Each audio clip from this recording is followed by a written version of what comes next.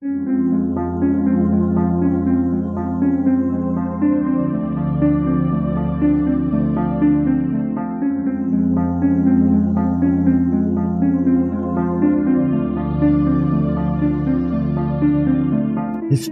tells the story of the world and of our lives.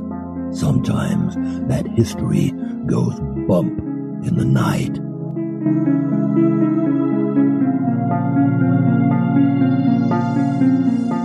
Broadcasting from the center of oddity and the supernatural in Central Florida, it's the History Goes Bump podcast.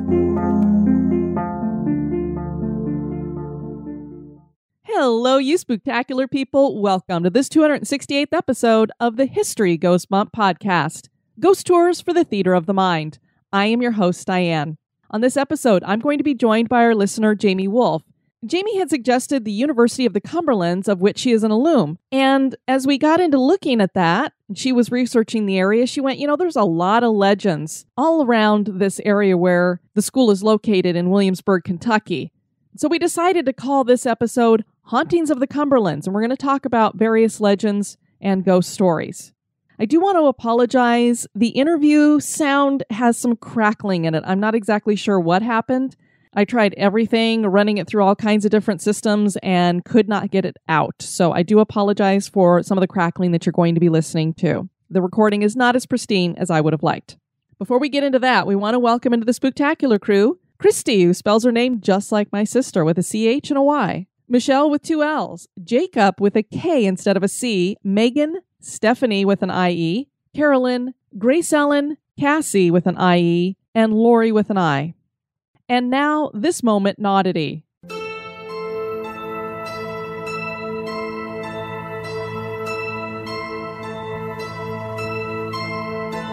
Many of us are very aware of just how important bees are to our world.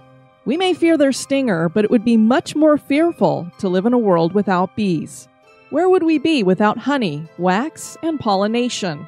In medieval times, bees were held in even higher esteem and were thought to have a special intelligence in regards to the mysteries of the cosmos.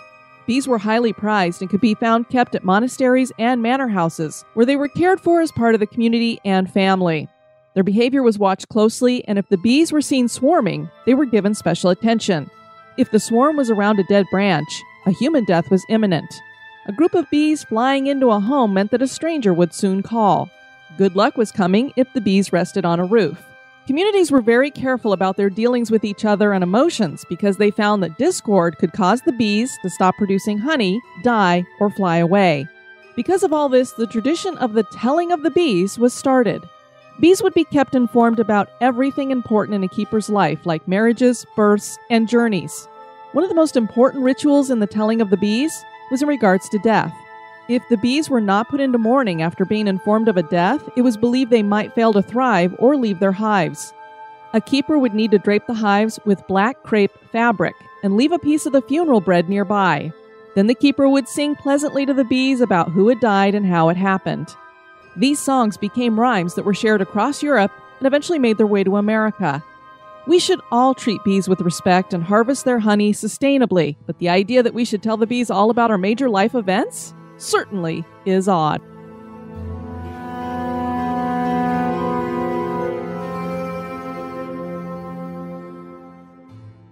This history podcast is haunted. And now, this month in history.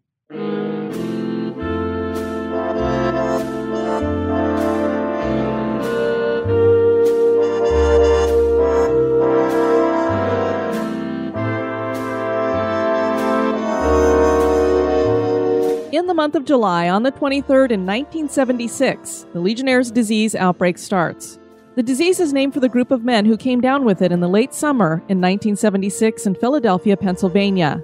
The American Legion opened its annual 3-day convention at the Bellevue Stratford Hotel in Philadelphia on July 21st with more than 2,000 Legionnaires in attendance. 3 days after the convention ended, Ray Brennan, a 61-year-old retired U.S. Air Force captain and an American Legion bookkeeper, died from what was believed to be a heart attack. A couple days later, another Legionnaire named Frank Aveni died of what looked like a heart attack as well. 6 more Legionnaires died, and officials finally took notice.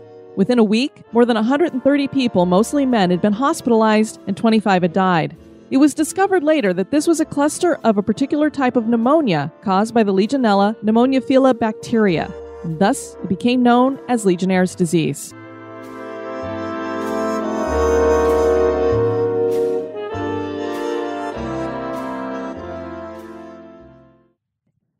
Williamsburg, Kentucky is said to be the gateway to the Cumberlands.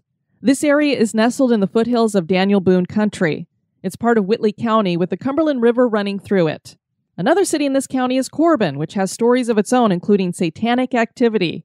On this episode, Jamie Wolfe shares many legends and ghost stories from the Williamsburg and Cumberland Gap area in Kentucky. These include the University of the Cumberlands, Highland Cemetery, the Independent School, Cumberland Inn, the Birdman, the Mulberry Black Thing, and Cumberland Falls. Join us as we explore the history and hauntings of the Cumberlands. We are joined by listener Jamie Wolfe, and she had suggested a university that she attended, the University of the Cumberlands, and as we looked into that, we noticed that there's a lot of other hauntings and legends in the area, so we're going to be discussing all those different things. How are you, Jamie? I'm good. How are you today? I am fabulous. As you probably already know, I like to ask people when I first get them on here, since you're listening to the podcast, what got you interested into the paranormal and the strange stuff? Well, ever since I was a very, very small child, I've had some weird, unexplainable instances that have happened in my life. Specifically, whenever I would go to my grandma's house and I would stay in one of the guest rooms, my great-grandmother's photo from her wedding had this beautiful pearl antique hairpin that would stick in the back of it and always held it up. And around midnight, every single night, that hat pin would fall out. And I would go and I would say, Grandma, did you take the hat pin out? No. I was very young when this would happen. And TV would turn on and off, and I'd be like, Grandma, did you turn the TV off last night? No, probably just a great grandma. I'm like, okay, thanks, Grandma. So just stuff like that. And then when I was in high school, I actually had a really intense paranormal incident with a good friend of mine in her car. Decided to go seek out a local haunt. Did all the little, things that you're supposed to do to reenact what originally happened. And we did it. And we actually started, it was crazy. Things were being pelted at our car. It sounded like somebody was jumping on the hood of the car. We sped out of this place as fast as we could. And we pulled up into a fast food restaurant into the parking lot and got out of the car, and there were handprints on the car. Oh. Yeah. It was crazy. Yeah, you gotta hate when something touches the vehicle and you have not seen it. Yeah, we were all dying. I don't think any of us slept that night. Well, on the first haunting experience that you talked about there, at least it was a family member. So that's, to me, those are a little bit more heartwarming than scary or anything. Right. I actually, now that I think of it, I'm pretty fond of that. And since have had, after my grandpa passed, had similar, I could smell, he was a drinker, and I could smell his Jim Beam one Christmas, and I was like, why do I smell it? And I went and talked to my grandma, and she's like, oh, it's just your Grandpa Jim. I was like, wow, okay, Grandma. She used to say things like her first husband, my mom's actual first dad, would visit her at night and just show up at the bedside, and she was okay with it. So I was okay with it too. If they're okay with it, hey, no problem. And, I'm one of those people, as long as you're not really touching me, I'm okay. Right. I'm surprised, when you guys went to Waverly Hills and stuff like that you guys didn't get, touched. And cause I've heard crazy stuff about people getting touched there. I'll tell you, when we were going in there, I was a little bit hesitant. I've never been hesitant to walk into a haunted place, but there I was, just because of all the stories I've heard about it. And there were people in our group that did have some pretty chilling experiences. And I know Dina, who does the Twisted Philly podcast, she had something grab her shawl and move it and kind of tug on it. So that's kind of similar. But I don't think anybody else was touched or anything like that. I know I wasn't. And I didn't think it was all that scary. But a lot of people on that fourth floor were pretty terrified. So that's the place. That's the hot spot. Yeah. Oof. When I hear haunted tales and people talk about shadow people, those to me are the most terrifying stories to hear. And that's all the fourth floor is shadow people. So we have a good shadow person story for today. Oh, awesome. What's interesting about this is I literally just did Colonial Williamsburg, and then I was looking at where this was located, and I went, this is located in another city. It's in Kentucky, but it's called Williamsburg. Isn't that interesting how that happens? Yeah. Can you tell me a little bit about the city? Certainly. So Williamsburg was established in 1819. It's very old, very religious. The Mount Zion Church is kind of what brought the area up to be what it is. It is an old coal town. So we're talking multiple coal temples just kind of all around the outskirts of the town. And that's pretty much where the majority of the people that live in the town got their money. I worked at a gas station that's kind of offshooting where one of these coal temples were, and I would have people that would come and talk to me about the decrease in coal money and how it's just kind of stunted this area. It's now a very different place from the heydays of coal. The school, the University of the Cumberlands, has very much revitalized kind of the central area of the town, and with that, there's been a resurgence downtown of brightening up the local life, and in an attempt to bring in outsiders. There are some festivals that actually do bring in a good number of people. There's the Sally Gap Bluegrass Festival, and it's great. If you love bluegrass music, it is one of the absolute gems of the area. Awesome. And they also it's a really fun time. And there's also Old Fashioned Days, which is just your typical, like, every town kind of has this sort of thing where everybody has their wares out for sale, and food trucks and fun stuff like that, carnival rides, so on and so forth. It is your typical middle of nowhere small town. The only thing we have is the university and a Walmart. So it is right off of I-75. You can literally see, bits and pieces of the school in the town right as you're going into Tennessee. It's the very last stop on I-75 when you are right before you get to Tennessee.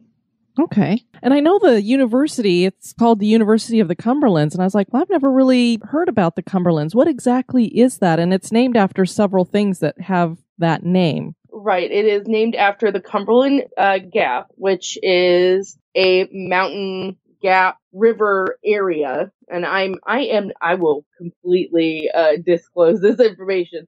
I grew up in Indiana, but I've lived here now for 12 years. So gotten pretty familiarized with the area, but it's a mountainous gap. This part of Kentucky is actually in a low part, a deep, I'm trying to think of the exact word for it, but it's in the lower part of the mountain range. So on either side, there's the very, very high parts of the mountain, and then we're kind of in the bottom pit of that, which is the gap part in the Cumberland Gap. That must be kind of cool to have that feeling. I thought there's a place in Colorado called Ouray that has that kind of effect where mountains are all around you and you're just kind of down in the basin that's right there. I think there's parts of the Alps that are similar to that too, so it's kind of cool. You kind of feel protected by all these mountains, but it also, I guess, could feel kind of claustrophobic that you're like, to get out of here, we got to go over the mountains. Oh, it's awful. I mean, you're right in the pit of the Appalachian Mountains, so we're right. There are mountains on either side, and it's gorgeous. Literally, we're in the Smoky Mountains. It was actually funny. I was at a Fleetwood Mac concert,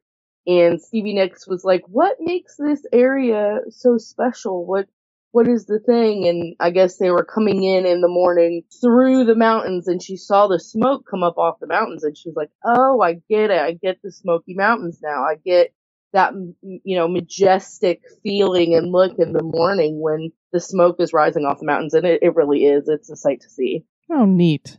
Well, it's something I would love to see. The cool thing is that there's quite a few little natural things that happen because of the area, because of the mountains. And one of those things is something we can talk about later. The university goes back to the 1800s, so this has been there for a long time. Right. It was founded in 1889, and it was actually under the original moniker of the Williamsburg Institute, and it was, like the area, built up because of the Mount Zion Church, or the Mount Zion Institute. And that religious affiliation has definitely fueled the school from all the way until very current times. Its first graduated class graduated in 1893. And the school actually acquired buildings from a previous school that was there, the Highland College, in 1907. So it was in 1907 that we started getting a lot of these establishing buildings where a lot of the creepy stuff that goes on around this campus happened. So it basically started out as a religious institution. We find this with so many of these universities, especially in this kind of area. Right. And this one is Southern Baptist through and through. They still are. This is actually the only university that is affiliated with the Kentucky Baptist Association, the KBC. They have always had Baptist blood through and through, that sort of thing. So it's and to this day, when I was there, it was called Convocation, but now it's called, what is it called? It's called UC Edge or something UC Edge, which is essentially a religious class that you're required to take. It's like church, but they don't call it church in order to graduate from the school. So did you just start out with one big building and then they bought other buildings or brought other buildings into the campus, built some? How did it grow? They started out with one building, and that is now known as Robbery. And then once they were able to acquire these buildings from Highland College in 1907, they were able to grow and eventually get to the point where they were able to change their name to Cumberland College in 1913. And they would actually maintain that name of Cumberland College up until 2005. And that's when they acquired this new name of University of the Cumberlands. Very cool. Now, obviously, they have more than just 4 buildings today. About how large is the campus? The campus actually has about 2,000 students, which is still pretty small compared to many universities. About 2,000 students that actually physically live on campus. There are, and I'm literally, it's funny because I live on campus. I live in a house on campus. So I'm like looking out my window. I'm like, let's count the dorms. So there is Asher, Archer, Gillespie, and Roburn. There's 7 dorms on campus. And then that's all housed on one end of the facility. And then there's actually a cool little bridge that was a real invention for the time and real innovation for the time when it was built, called the viaduct. And that linked the rest of campus to the actual school buildings and all of the administrative side of the campus. So it's kind of neat how it's laid out. It's two very separate quadrants, but that viaduct just links it all together. Did you stay in one of the dorms when you were there? Oh gosh, yes. I lived in multiple dorms. I lived in Archer and Asher, both of which are pretty haunted, but they're actually not the most interesting of the haunted dorms on campus. And my husband lived in Clyce and Mahan, and they're all very old. I mean, you can tell the second you walk into a lot of these dorms how old they are. They just, not in a bad way, but in a very respectful, like, this is a very old building. And I know that when I lived in Archer, they didn't even have air conditioning. So, and that was in 2005. So it was needed some updating. Buildings. Right. So we can talk a little bit about Archer. Yeah. Archer was actually built in 1966. And how all of the buildings on campus work, which I'm sure all the dorms work on campus, and I'm sure this is like most colleges, is you have your dorm staff, you have a main individual that oversees the entire dorm. And what's really interesting is back when the actual campus was founded, and this goes actually back to one of the oldest buildings on campus, which is Gillespie. Kind of jumping around there, sorry, but that's okay.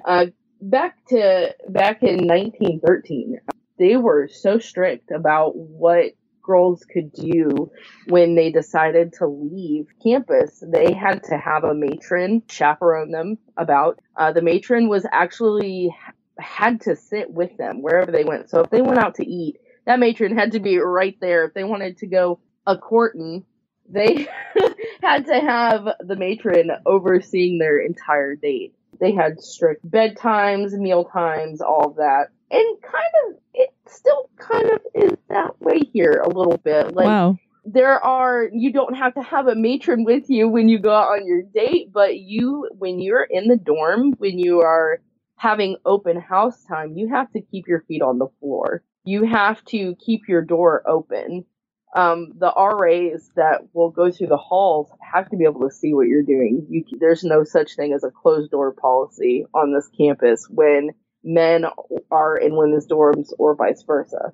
Wow, so, that blows my mind, because when I went to college, which was a couple of decades ago, I actually lived in a dorm that was mixed. So we had guys that were just down the hall from us. Yeah, that is like completely a foreign thought here. It's pretty, when I had told other friends of mine, you know, that went to like IU Bloomington and Purdue University, I was like, yeah, I go to the school and it's this way. They're like, that sounds insane. Like, it kind of is. It's a little, I mean, I'll be perfectly honest, my husband and I got busted all the time just for, you know, being sitting on our bed holding hands and not having our feet on the floor, watching Lost or whatever on TV, and they would write you up because that's what they had to do. So that whole very strict idea of what is prim and proper still is floating about on campus today. So I lived in Archer and Asher, but the most interesting dorm is Gillespie.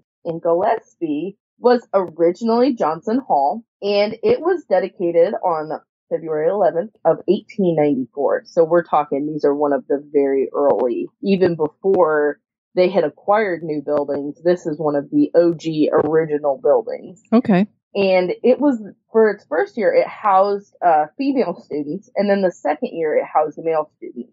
In 1913, they decided they needed to expand on it, and then they permanently turned it into a girls' dorm. It is by far, out of anything on this entire campus, the most haunted building. I'll be perfectly honest. You can walk into the building and it'll kind of give you the heebie-jeebies. You just get that feeling that it has that air about it, that something is a little bit off.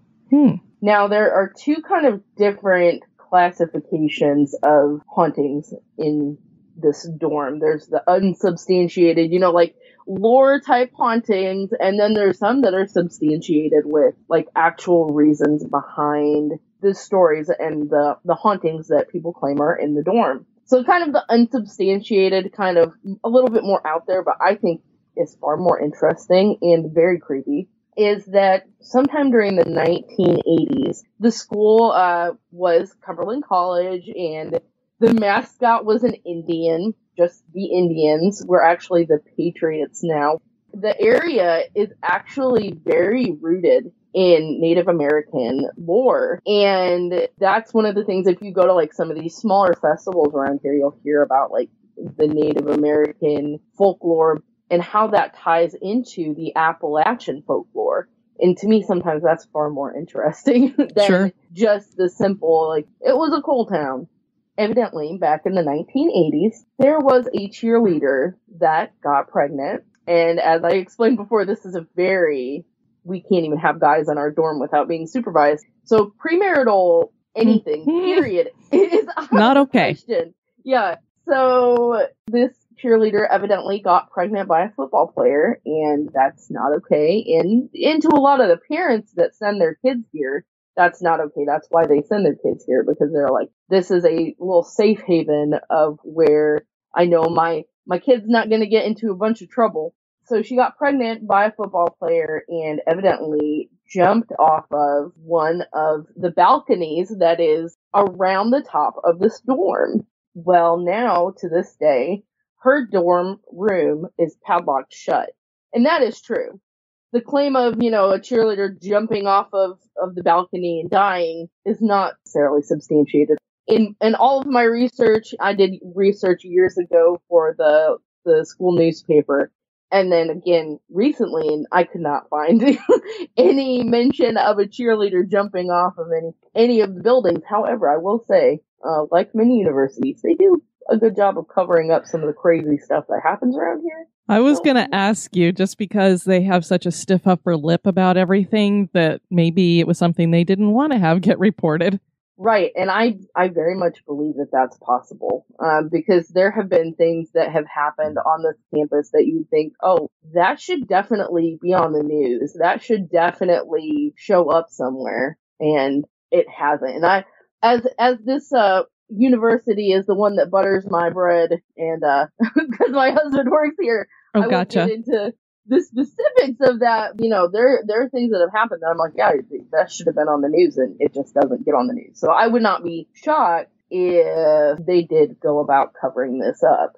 Her room is padlocked on the top floor, and if you go up there, sometimes anytime, and this is what is crazy to me about it, is if you go up there any time of the day, sometimes you can have actual activity go on around the door. You'll see lights come out from underneath the door will shake, you can hear like whispering. Somebody will go and unpadlock the door, and then they'll turn around to come back, and I actually heard this from an RA friend of mine. She unpadlocked the door to go get something in there because they store stuff in there, of course. And she turned around, walked to another dorm room, came back, and it was repadlocked. So crazy little instances like that happen quite frequently.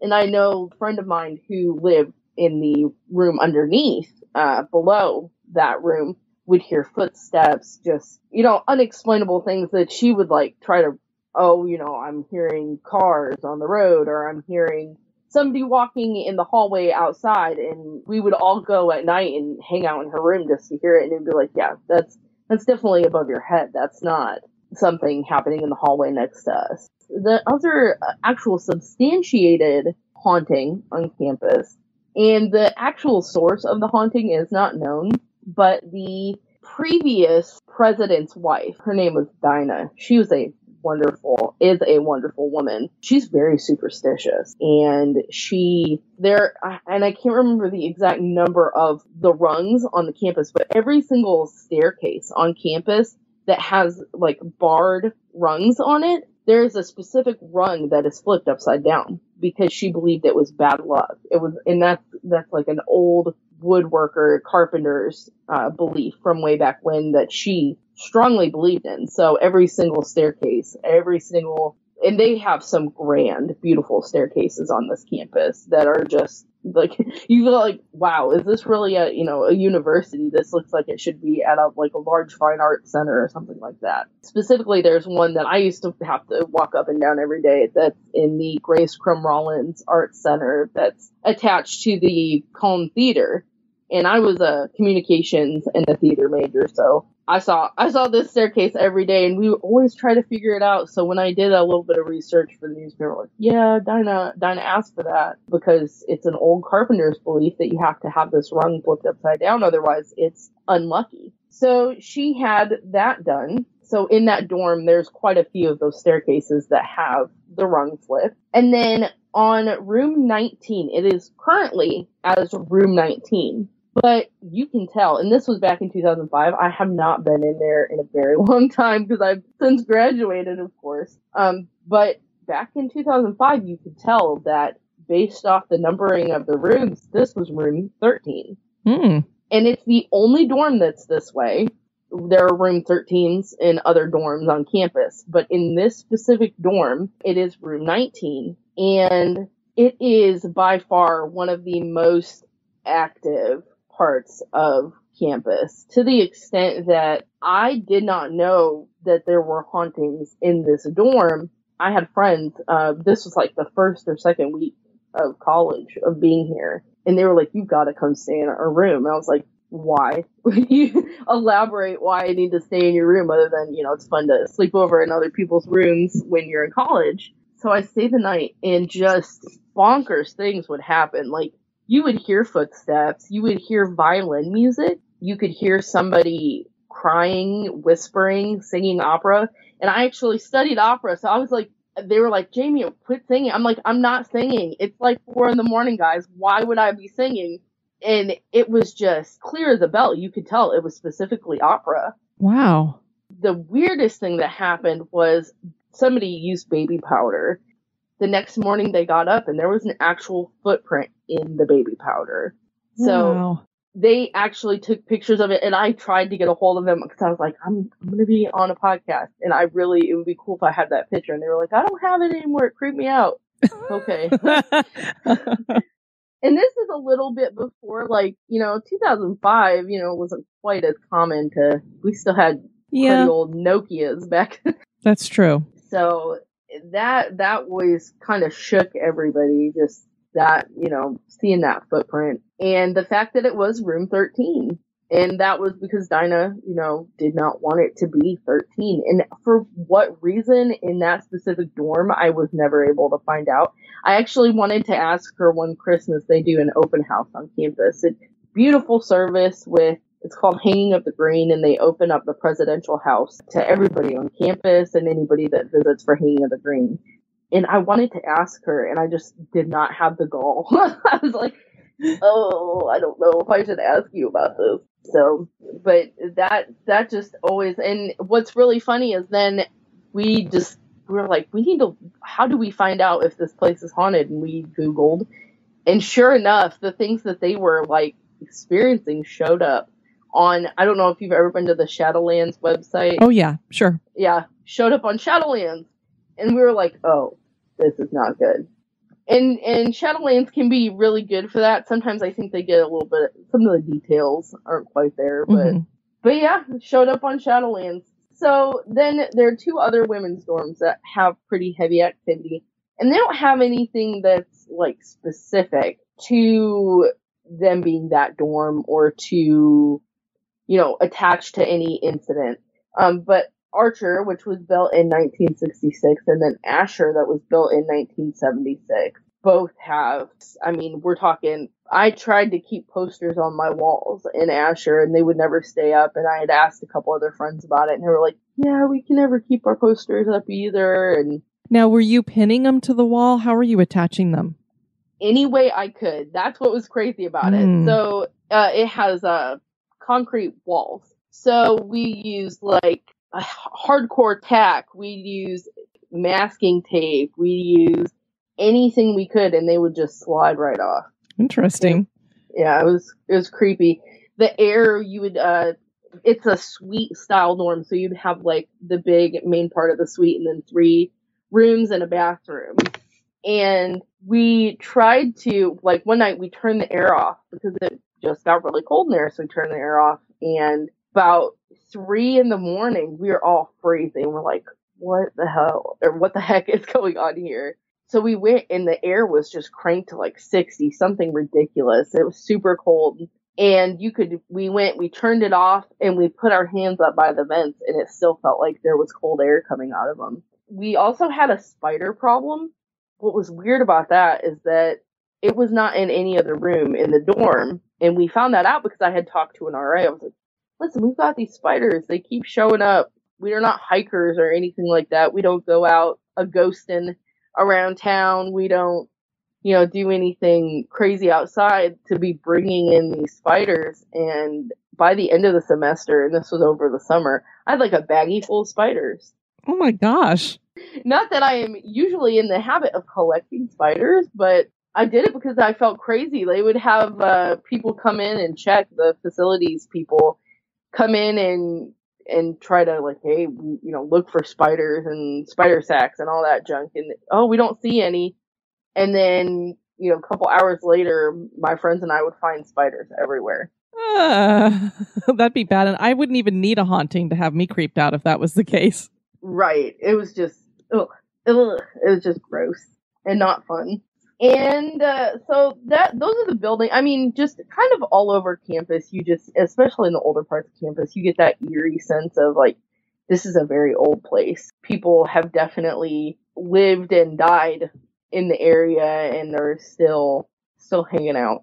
Just kind of that feeling that all over campus. There's one more thing that's kind of interesting and a little eerie about the campus. Dinah and Jim Taylor actually lost their son, unfortunately, in a car accident in 1991. His room, Dinah kept in complete tact. It is intact to the point of the exact day that he died. When you go into his bedroom, there are darts stuck in the ceiling still from where he threw them.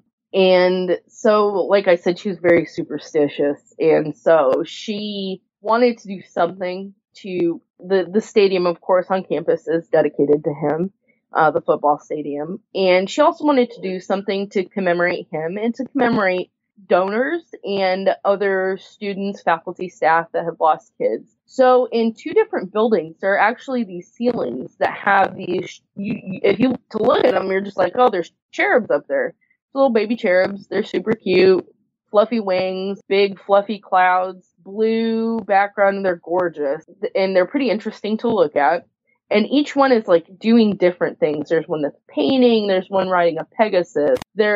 Some have harps, just different neat little things. Well, if you read the plaques around the area, each of these are children that have passed away. There are 2 of these ceiling murals. There's one that is in Grace Cumberlands by the staircase I was talking about. And then there's another one that's at the Cumberland Inn. And the Cumberland Inn is the hotel that is owned by the school where they have a lot of kids work that are on work study, and then some local people work there. My husband actually worked there as the night auditor, which always creeped me out. It's kind of a creepy place at night, and that is because it's actually a really interesting place to go if you do ever get the opportunity. You're on 75, and you can just kind of poke your head into not necessarily make your way down to campus, but you can get into the hotel.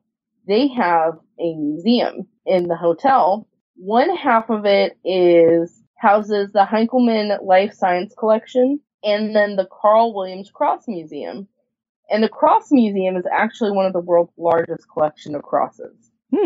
And it's pretty interesting to look through, but you can definitely, it's again, another one of those places in the school, on this campus, in this area that just kind of gives you that eerie feeling. And especially like the life science collection, it's a lot of taxidermied animals. They're neat to just be able to see, especially for this area where there's not many museums and things like that within a good, like, I would say like 100, not quite 100, maybe like 60 to 90 miles in either direction. So it's a nice little touch for the area. When you combine like the cherub ceiling, and we are a bit crass. We always called them the dead baby ceilings when we were in school. Because Gotcha. That's what they are. I mean, they're children that have passed away, but both the Grace Cumberlands and the Cumberland Inn have these ceilings, and then the inn has this life science museum and a cross collection as well. Like I said, everything just has this air of being very old and very like weird. Yeah, right. And sometimes for me anyway, and I kind of talked to my friends about this too, just where the religious aspects of older religious things are concerned, it's just kind of creepy. A little bit creepy. Mm-hmm. I understand what you're saying. Right. Pretty much that's all the hauntings that are on actual campus. Now, in town, it's actually, I think, a little bit more fun. And that's why I messaged you. I was like, well, I kind of dug up some more stuff that's a little bit more lore, but it's pretty fun. The school has a couple different high schools, middle schools, elementary schools, and things like that. And there's actually one school that's kind of a combination of a middle and a high school. And that's the Williamsburg Independent School. And creepily enough, for me, as I found this out over the past couple days, is right next door to my house. Oh. So, yeah, so now knowing this, I'm like, oh gosh. When the school was built in 1983, and then it was remodeled in 1992, it was actually built on the site of an old cemetery. It was one of the oldest cemeteries in town and housed quite a few different Native American tombstones, grave sites. Some of these tombstones and grave sites still exist on the grounds of the school. And they are tucked back by the football field, which is literally right next to my house. So when I read that, I was a bit taken back. It's right next to you, so yeah. It's not really something you want right next door. Right, and I've lived here 7 years and I had no idea. So that's built on a cemetery, so are you guys okay where your house is sitting? Well, oddly enough, we've never had any type of experience. Everything kind of runs around on the same road right along through here. So actually, and I was going to mention this earlier, but it works now too. The building my husband works in was actually a funeral home. Okay. And so we were like, well, what if, he carried something home from work? Like, because, they're traveling spirits and things like that. And like, what if he carried a spirit home from work? Well, I asked a bunch of people there and they've said they've never seen anything. And we've been over there very late at night before with him working on stuff, especially with baby. It's just kind of easier sometimes to just go in and work late at night. And we've never seen anything. However, now that I know this about the school being right next to the house, I have had walking at night. One of the things I like to do now with the baby is I like to walk around with her. And sometimes I do it late at night because it's easiest. And I have had some creepy experiences of seeing like shadowy figures. And now it kind of makes sense. I'm like, oh, maybe that's what I'm seeing. Ah, that is interesting. Right. And oddly enough, there's a couple different spirits that people have seen in the school. One of them is a Native American chief. And I don't know how they know specifically that it's a Native American chief. But they say it's a Native American chief on the back of a horse, and he will charge through this long stretch of hallway that they have. And then they see a couple different kids, and that kind of always makes sense to me at a school. Mm-hmm. And nothing ever really described about these kids, but they just see kids. So I found that to be pretty interesting. Yeah. That baffles me. Like, you're building a school for kids, you're gonna leave graves on site? Does seem a bit bizarre. Yeah. But, it could be there, a lot of people around here are very superstitious, so it's very possible that those specific graves had some reason for them not to want to move them. Sure. The independent school is pretty neat. Then across town, there is Highland Cemetery, and Highland Cemetery is beautiful. It is very well manicured, very well taken care of, and it's up high on this hill. So if you're in certain parts of the town, you can see it from, different angles, and it's a gorgeous cemetery. And in the cemetery, there is a tombstone that I have loved ever since I've lived here. All it says on it is unknown boy.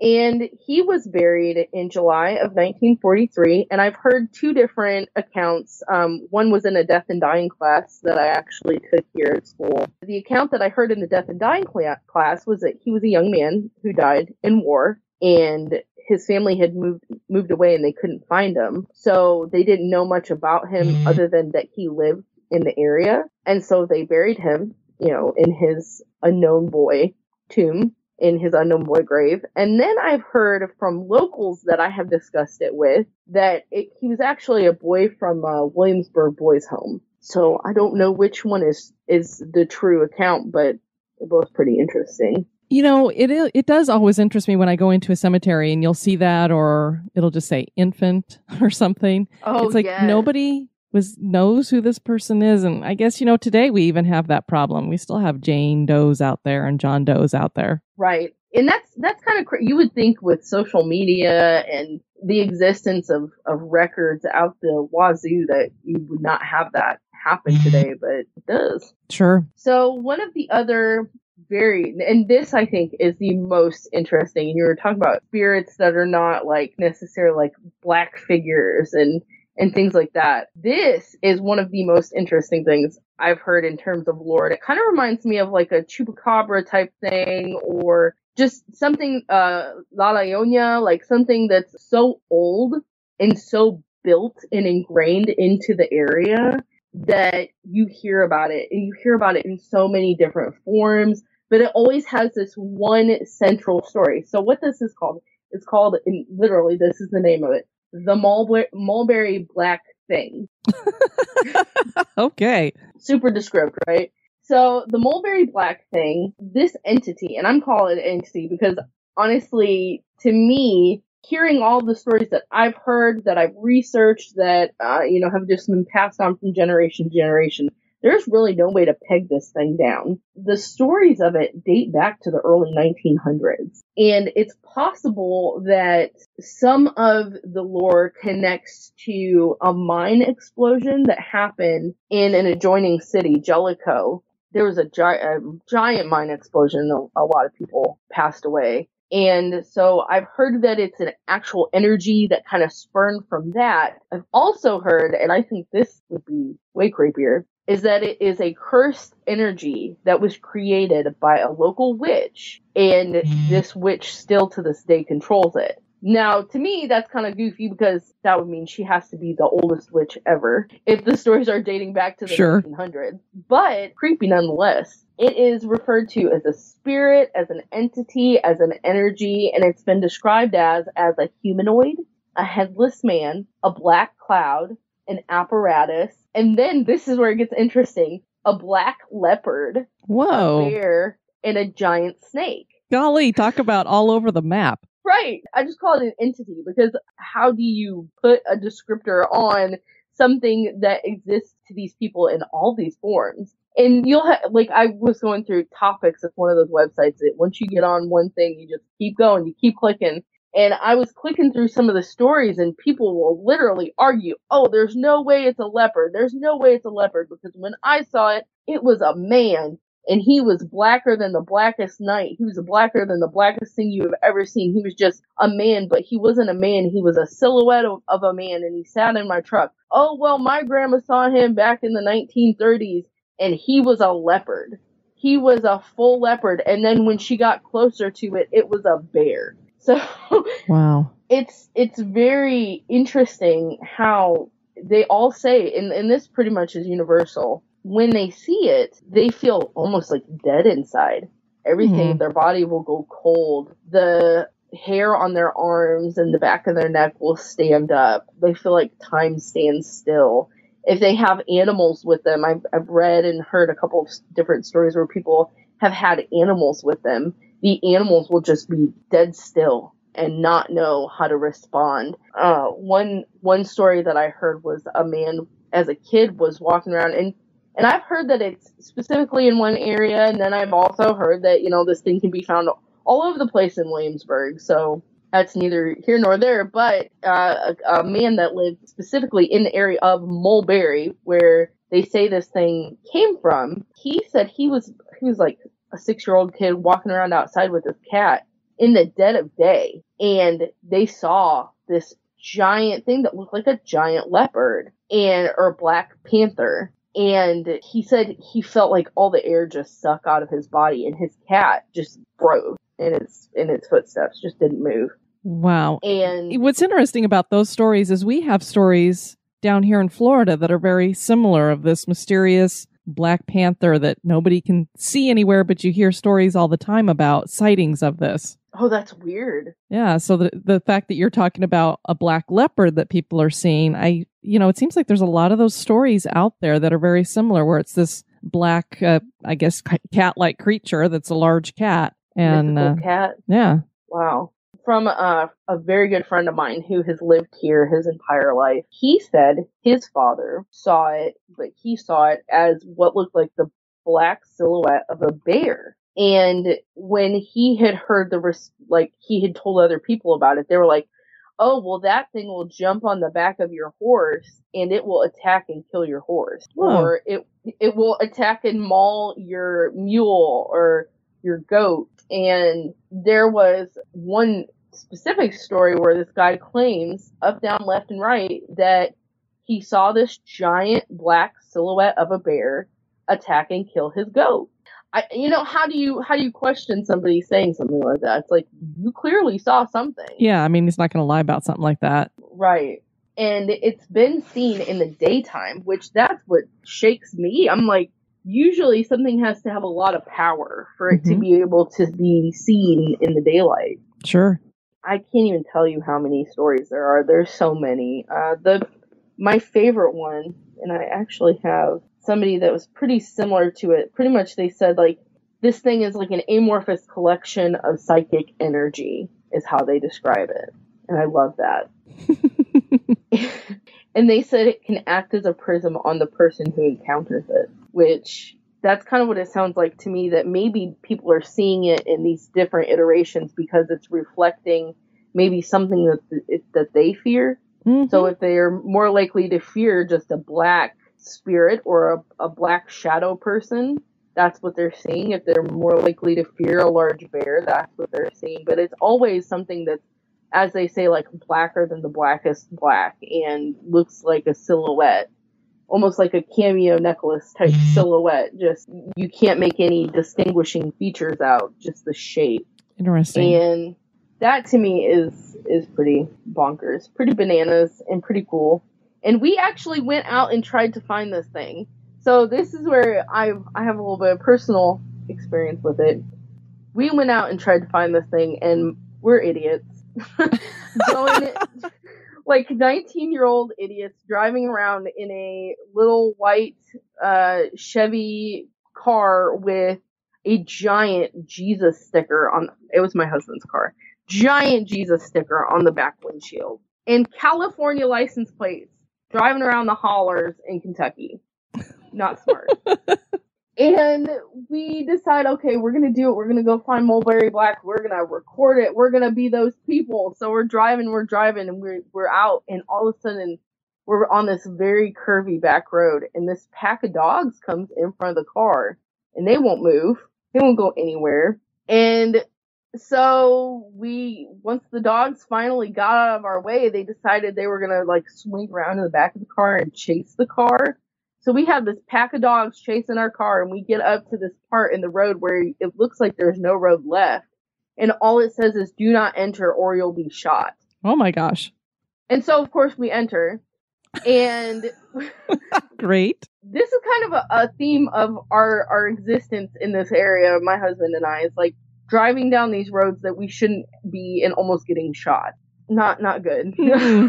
We get out of there as fast as we can, and we all just feel like this like cold, eerie feeling just come over the car. And we didn't see anything, but we just felt like we all felt sick. Like we did not feel good. We felt sick to our stomachs. And that kind of brings me to the adjacent town. So there's Williamsburg. Williamsburg is kind of broken up into counties that bleed into other cities. So Williamsburg's got Whitley County, and then it's got Laurel County. Okay.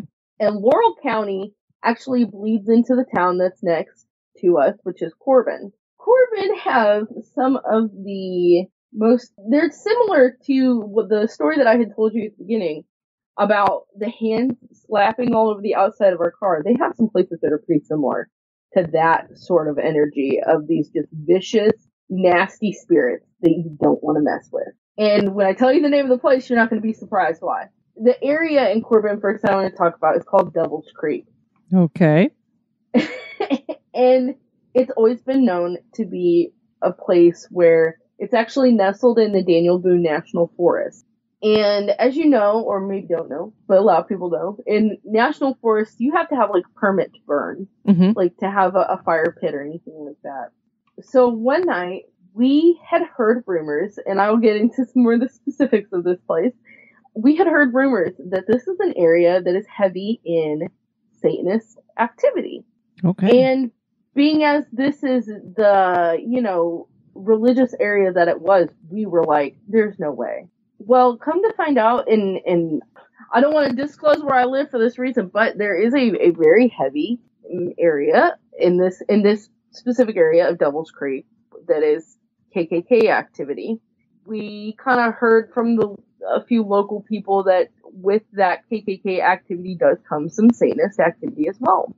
So we decided to drive out, and we drove down into Devil's Creek, and you get to this point where you have a choice. You either go forward or you go back from where you came from. And in the middle of the state park, mind you, where you're not supposed to, you have to have a permit to burn, there's a giant fire pit with all of these men in robes standing around the fire pit. And all these white horse trailers with giant red Ford trucks. I couldn't make it up if I wanted to. It was like, I'm getting residual creepiness just talking about it. And we were rushed out of there. It was 4 of us and my husband, again, stupid us, in his California car, rushed out of this area. And so we didn't know any of the specifics of this place at the time. We just heard, they're supposed to be doing sacrifices and creepy things and blah, blah, blah. We thought it was a joke, as kids do. And I, to this day, believe that what we saw was more than likely what we think we saw, which we didn't see any actual, sacrifice or anything crazy like that. But we definitely saw a congregation of men in robes with red trucks with white horse trailers. Yeah, they weren't having a little weenie roast out there. Right. And we were followed out of there by red trucks. These red trucks followed us all the way back to a Waffle House that's kind of close by. And they sat outside of that Waffle House while we sat in the Waffle House, freaked out, like did not want to leave. They sat until they were like comfortable that we were not going to go back down there. Mm-hmm. So after we did that, we decided to do a little digging and come to find out that I guess in the 1900s, there was a church called the Wolfe Church and Cemetery. And according to legend, that this was a Satanist church. And until the day that it was bulldozed in the 1980s, that pentagrams would be, you could find pentagrams all over the place in this area. And I know a lot of that like is a little bit spoopy because, you know, people are like, oh, well, what do you mean Satanist? You know, just because somebody's Satanist doesn't mean they necessarily worship the devil. Do you mean like Levian Satanist, or do you, well, whatever they were, they worshipped at this church, and there was proof of said worship on the outside and inside of the church, and potentially still a place where, even though the building isn't there physically, they still worship to this day. What's also creepy about this area is there's an area called Dog Slaughter, and it is what it sounds like. A bunch of dogs were slaughtered there by bears. So the area is called Dog Slaughter. It's also said that if you're out that area between Dog Slaughter and Devil's Creek, great names. I was going to say, this is really not a place that sounds enticing to visit. Only if you're a dumb 19-year-old is it enticing. It is said that there is a birdman, a half bird, half man, that you can find that is somewhere in between these two areas. A lot. I mean, all you have to do is literally Google Devil's Creek, Corbin, Kentucky, and you will see the EVPs, or hear the EVPs, and you will see the orbs and the shadow figures. People have caught some crazy stuff out there. I mean, it's a well-documented area for hauntings. Quite a few different paranormal investigators in the area have gone out there and just gotten great EVPs of people saying, like, get out now, you're not safe. I talked to a guy, I worked at a donut shop, and he came in, and he said when he was there, he left with welts on his back. So something touched him. Right. Something happened. And if you go, and we did not get out of the car, mind you, and we have since been back there, and we don't dare get out of the car because you just get that feeling. You're like, I'm not supposed to be here. And I know, like, one of these days I'm going to get the gall, and I'm going to go with, there's a couple different paranormal investigating teams that go around here. I'm going to get the gall up to go with them and actually, go experience it. But it's otherworldly.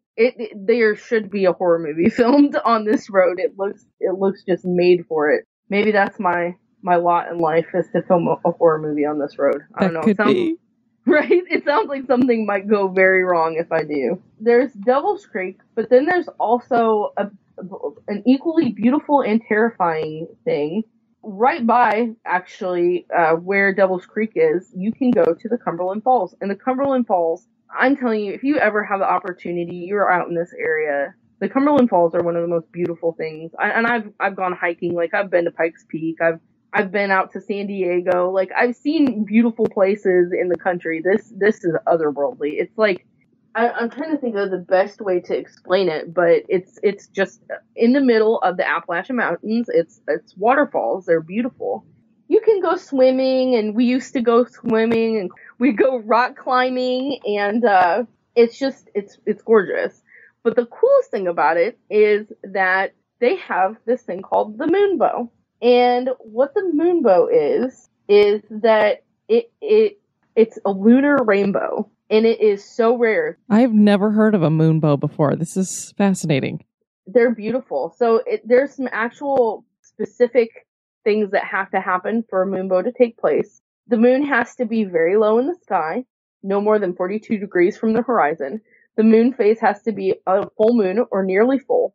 The sky has to be perfectly clear and very dark, which I can attest to that. Like, it's a specific time of year that'll happen, and it won't be a perfectly clear night out, and all these people will travel from all around the world, and it won't happen, and you should see the disappointment. It's like, people get so upset, and I don't blame them, because it's such a neat thing to see. You travel far to see it, and you don't get to see it. And the last thing that happens is the water droplets must be present in the air in the opposite direction of the moon. Okay.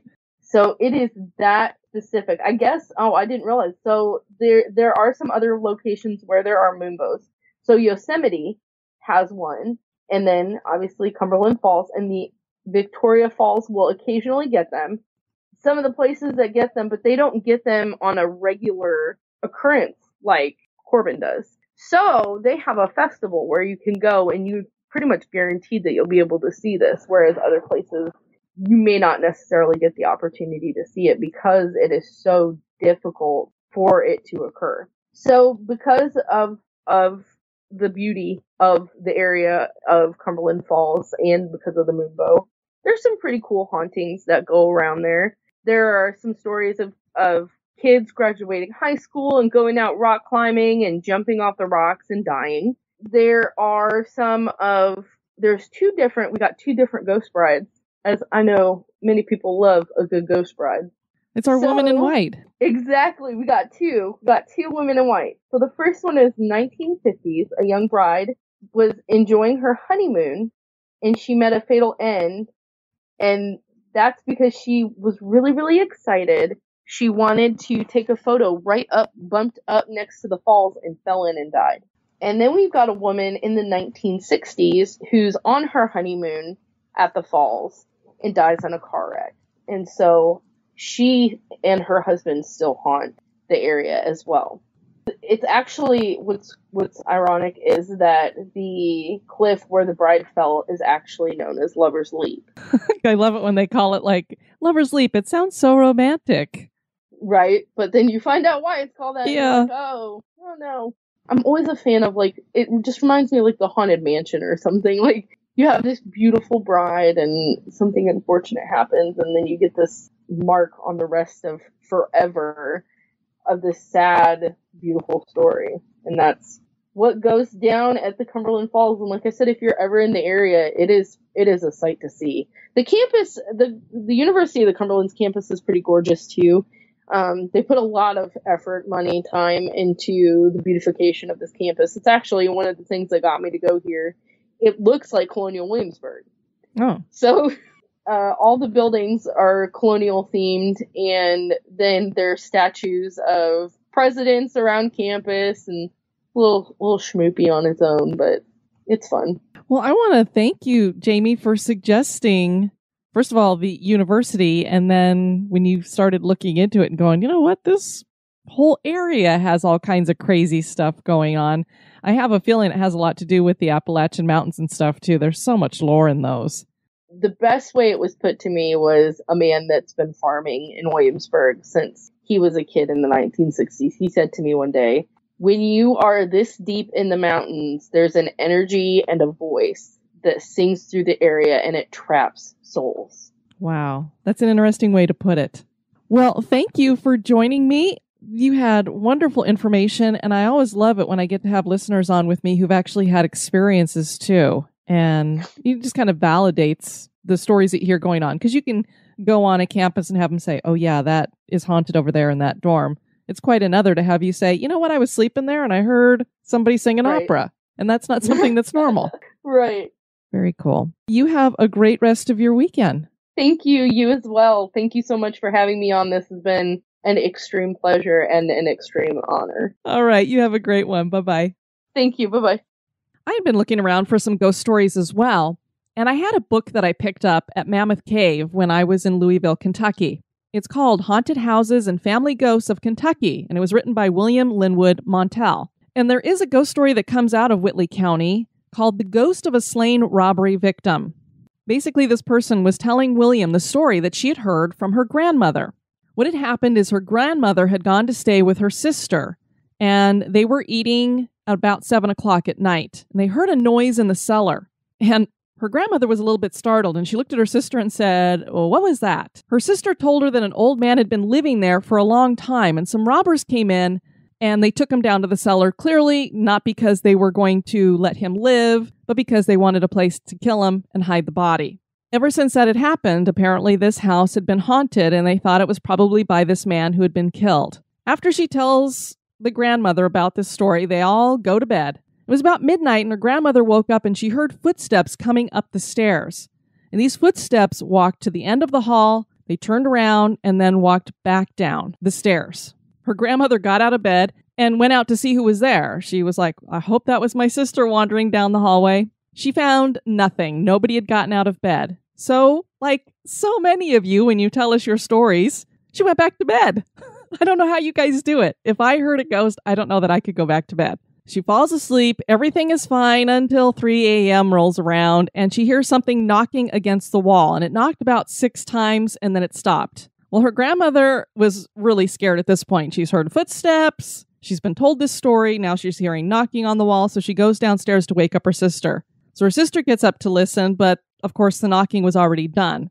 That was the only experience that her grandmother had there, but shortly thereafter, her sister decided that she was going to move from the house. And that is what they did the very next day. She didn't even wait. So I thought that was an interesting little story to add into the other things that are going on here in Whitley County. This area along the Cumberland River that is home to Whitley County seems to have many ghost stories connected to it. And the legends are fun too. Is this area of the Cumberlands haunted? That is for you to decide.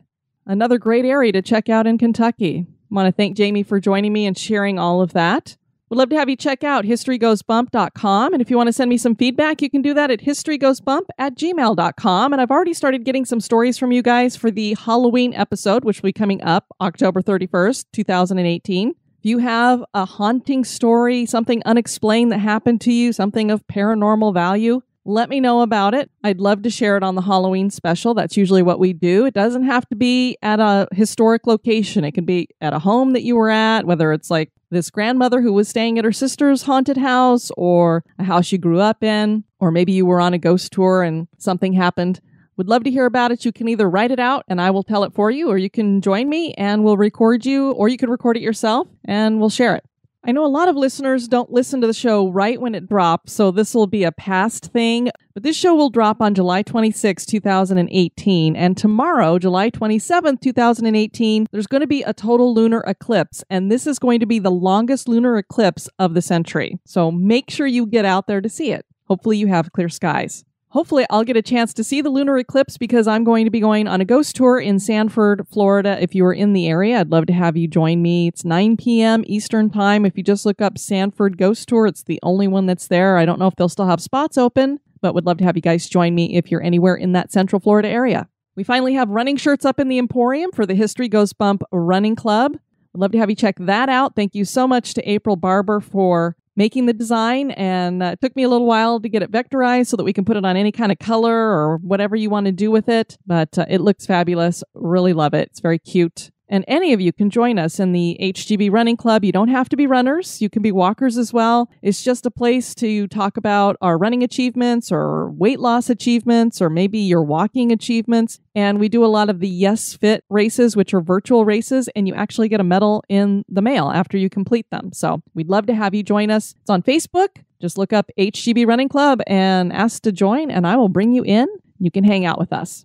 August 11th, we have Cemetery Bingo 2. This is our scavenger hunt. If you haven't gotten your cards, check them out at the Spooktacular Crew in the Files tab, or let me know you need them, and I will email them out to you. If you are an executive producer and you participate, you will be getting an HGB logo sticker in the mail. So make sure you have your mailing addresses updated on Patreon. Have some reviews to share with you from Apple Podcasts. The first one is from CC Grutens. Favorite podcast ever, 5 stars. My children and I take road trips, and we love this podcast. I love the combination of history and spooky. We've probably listened to the Waverly episode 1,000 times. How awesome, because if anybody listened to the interview that I did with the Journey Through the Gate podcast, I did say that that was one of my favorite podcasts that I've produced. Really loved doing that one and going to that location. Nicole M7, great show, 5 stars. Awesome show, great historical facts mixed with paranormal stories. I always look forward to new shows. Thank you for the great content. Thank you, Nicole. And Oi Phillies, great podcast, 5 stars. Great show, love learning about history and ghost stories is an extra bonus.